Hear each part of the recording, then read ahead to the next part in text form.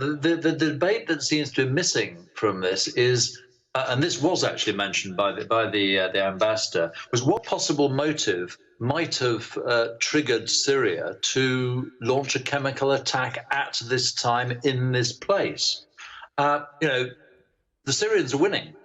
Don't take my word for it. Take the American military's word for it. General Virgil, the head of CENTCOM, he said to Congress the other day, Assad has won this war, and we need to face that. So, and then you got last week the statement by Trump, or the tweet by Trump, that America had finished with ISIL and we were going to pull out soon, very soon. And then suddenly you get... Okay, I'm very sorry. You've been very patient waiting for us, but we do need to leave it there. I'm very sorry. Thank you very much indeed. More to come on Sky News. Do stay tuned.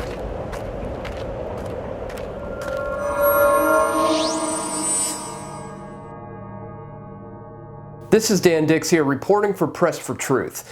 Remember problem, reaction, solution? A mind manipulation technique whereby you create a problem in order to generate a desired reaction so that you can offer your own solution? Well, it looks like the powers that ought not to be have upped their game to no problem, reaction, solution.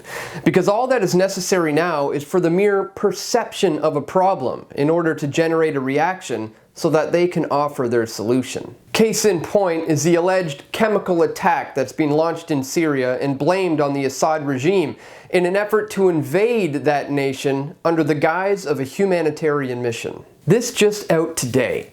Russia has irrefutable evidence UK staged Syrian chemical attack. As the blame game over the alleged chemical attack in Syria escalates ahead of what is expected to be an imminent, if contained, airstrike campaign by the US, UK, and/or France against Syria, on Friday morning, Russia's Foreign Minister Sergei Lavrov said Moscow had irrefutable evidence that the attack, which allegedly killed more than 40 people in an April 7th chemical weapons strike on the former rebel outpost of Doma, was staged with the help of a foreign secret service. We have irrefutable evidence that this was another staged event, and that the secret services of a certain state that is now at the forefront of a Russia-phobic campaign was involved in this staged event, he said during a press conference, according to the AFP. So who is this certain state that's at the forefront of a Russia-phobic campaign? Russia says Britain helped fake Syria chemical attack. We have evidence that proves Britain was directly involved in organizing this provocation, Defense Minister spokesman Igor Konashenkov said.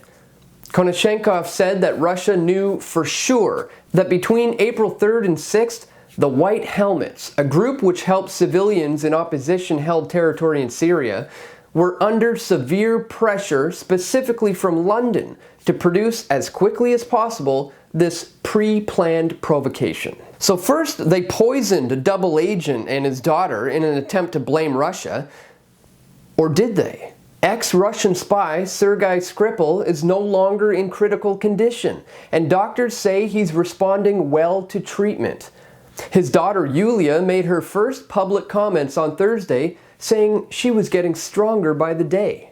And now, they've allegedly orchestrated a chemical attack to be blamed on Syria in yet another blatant false flag attack that's designed to infuriate the world into going along with military intervention under the guise of a humanitarian mission. But why on earth would they want to do that, you might be asking? Oh, I don't know. Could it be that Assad was winning the war, as this former commander of the British Armed Forces in Iraq tried to explain before getting abruptly cut off from the newsfeed? Or perhaps it's because Syria's central bank is state-owned. Syria has accumulated no IMF debt. Syria has banned GMO seeds. Syria has oil and gas reserves. And Syria dropped the US dollar. And may I remind you what happens to those leaders who drop the US dollar? Doesn't anyone realize that far more children are going to die at the hands of an invasion led by the UK, the US, and their allies? Doesn't anyone realize the hypocrisy in that the US has launched chemical warfare more than any other country, namely the Agent Orange attack that was sprayed on innocent Vietnamese during the Vietnam War, the effects of which are still being felt to this day? And doesn't anyone realize that a non-interventionist foreign policy is the only way to move forward socially, economically, and for God's sakes, morally? So it's time we say enough is enough. It's time we stop feeding the military-industrial complex through our taxes to launch unjust wars in nations that we have no business being in. It's time we no longer comply with the puppet string pullers who have manipulated us with their new modus operandi of no problem reaction solution. And it's time we realize that in this pyramidal structure of power, it is all of us that make up the base, and therefore we truly have all the power. That's why today I'm proposing you get involved with my campaign #INoLongerComply, and let's move on 2 direct actions we can take right now to stop the madness right away. I propose that on Monday, April 16th, you take your money out of the bank. Remove all funds entirely. And I know it seems scary to not have it in a vault of some sort, but guess what?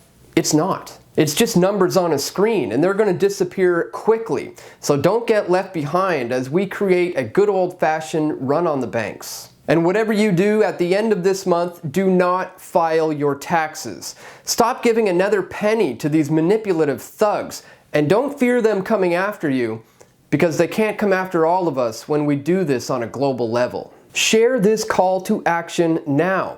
Lives are literally at stake. We need to stop sitting idly by here as they continue to topple one nation after another. We truly have all the power, my friends. And it's time we take it back. Once again, share this video with the hashtag #INoLongerComply, and let's make it a trend to destroy the banks and the military-industrial complex before they completely destroy the world. I'll be at the bank on Monday, my friends, and I hope you'll join me. And be sure to subscribe to us here on YouTube if you haven't already to stay up to date with my hashtag #INoLongerComply campaign. And together, let's turn this situation around and smash that pyramid one brick at a time. Thanks for watching, guys. Please check the links in the description below for all the sources to this video, and also for how you can support our efforts by donating or by becoming a PFT member or a PFT patron. Stay tuned, we've got more video reports coming soon. This is Dan Dix reporting for Press for Truth.